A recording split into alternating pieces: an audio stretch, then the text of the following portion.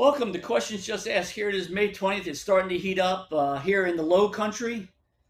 We're really close to 3 shirt days. I call them 3 shirt days because if you're outside, you're going to change your shirt 3 different times during the day. So that's right around the corner. It's warming up nicely. I hope it's warming up where you are. This month, we've been dealing with questions concerning doubt, D-O-U-B-T. And first one we looked at was the 5 biggest doubts that I had as a minister. And then the next one was the 5 biggest doubts that I've heard from other believers. And this next one is about the 5 biggest doubts I hear from unbelievers as I talk to them about Jesus in the Bible. 5 biggest doubts I hear start with this one.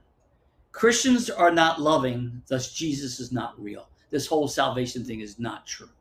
That's one big doubt I hear. They look at the Christian, say that if transformation is so supposed to occur and they're not loving as Christ want to be known as loving, then it must not be true. I can understand that.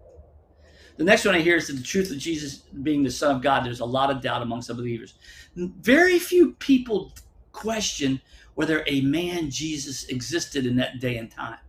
But what they doubt is that he was truly the Son of God, which that's been going on since Jesus walked the earth. The third doubt that I hear from them is due to their sin, they believe they're not redeemable or that salvation is not possible for them. That usually comes from people who have some sort of religious upbringing, but they've wandered the path greatly and committed horrendous sins, so they don't think they're redeemable. Then the other doubt I have is organized religion. And boy, I tell you what, I can understand that one thoroughly. Of course, that's happening in a culture that doesn't trust any authority or anything organized. And then the last one that I hear from unbelievers, the doubts from unbelievers, is that science trumps God. They look at the science and say that because the science proves that God doesn't exist. I think these doubts come from basically 2 reasons. They are looking at man rather than God. They have presuppositions that don't start with God. You know, we really live life based upon our presuppositions. We really live life based upon what we kind of hold as foundational, that we don't even know where it came from, but we have it. It's just like the science and the God question.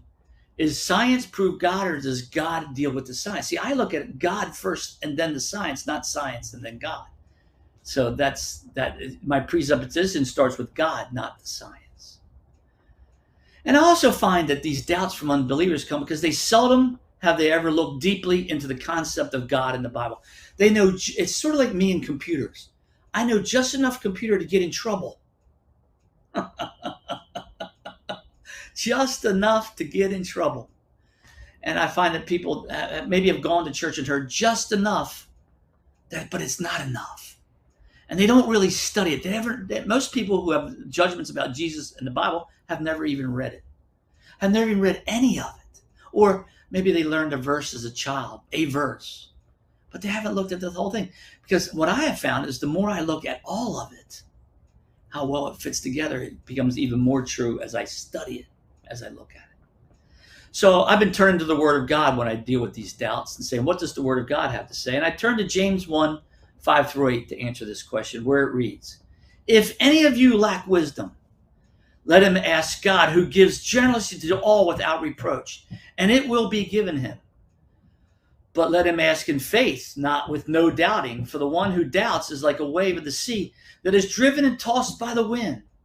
For that person must not suppose that he will receive anything from the Lord. He is a double-minded man, unstable in all his ways. So basically what Jesus is saying, hey, you want wisdom? That's not just knowledge. That's knowledge applied as wisdom. You want wisdom? Ask God for it. He says, he'll give it to you. Instead of seeking it on your own, instead of thinking, I'm the smart one, I'm the brilliant one, it all rests on me, turn and ask God for wisdom and then watch how he reveals.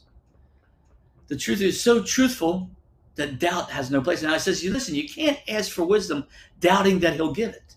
You can't ask for wisdom saying, yeah, well, we'll see if that happens. It's, hey, give me wisdom, Lord. Of course, all that wisdom has to start with the basic presupposition that Jesus and the Bible is true.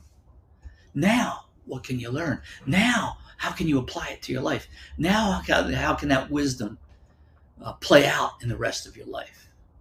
It's not just knowledge.